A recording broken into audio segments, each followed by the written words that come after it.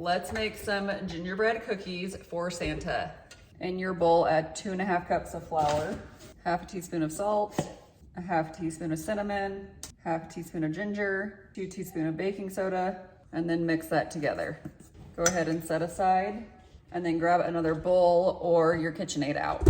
In your KitchenAid, add 3/4 of a cup of butter, and you do want your butter to be soft. 1 cup of sugar, and then you are going to cream this together. Okay, so now that that is creamed together, we're gonna add 1 egg and 1/4 of a cup of molasses and mix that together. Going to scrape down the sides. Now that this is incorporated well, we are going to add our dry ingredients and then mix that together. Go ahead and turn off your KitchenAid. Next, go ahead and line a cookie sheet with a silicone mat or parchment paper. And then I'm just using a small cookie scoop.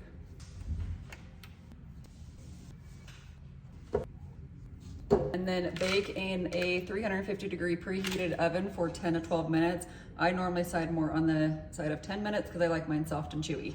And there we go, the first batch is done. I swear they turn out perfect every time. So I'm going to get these moved over to the cooling rack and then put another batch on here.